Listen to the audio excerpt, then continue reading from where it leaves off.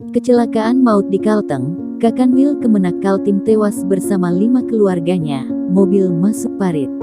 Kepala Kantor Wilayah Kementerian Agama Kakanwil Kalimantan Timur, Masrawan tewas dalam kecelakaan, Minggu, tanggal 17 Juli tahun 2022 pagi.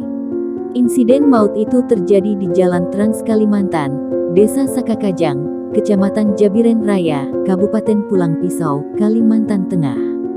Masrawan meninggal dunia bersama 5 anggota keluarganya. Mobil Toyota Innova bernomor polisi Kiai Haji 1326B yang dikendarai Masrawan bersama istri serta keluarganya itu masuk ke parit pinggir jalan. Melansir Tribun Kalteng, diduga kecelakaan itu terjadi karena mobil tidak terkendali saat melaju kencang. Mobil mengalami kecelakaan dalam perjalanan dari arah Palangkaraya menuju Kabupaten Kapuas, Kalteng dan Banjarmasin, Kalsel.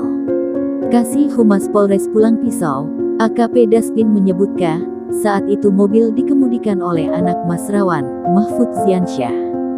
Daspin menuturkan, saat berada di lokasi kecelakaan, mobil melaju kencang. Diduga, mobil yang sedang melaju kencang tersebut mendadak oleng ke kiri. 1. Kakanwil Kaltim, Masrawan. 2. Istri Masrawan, Hilaliyah. 3. Anak Masrawan, Mahfud. 4. Istri Mahfud, menantu Masrawan. 5. Anak Mahfud, cucu Masrawan. 6. Ibu mertua Masrawan. Dikutip dari Tribun Kaltim, jenazah ke-6 korban dibawa ke rumah kerabat dekat yang berada di Kabupaten Pulang Pisau. Dikatakannya, sebanyak 6 unit iring-iringan ambulans didampingi unsur pemerintah terkait ikut membawa ke rumah kerabat Masrawan.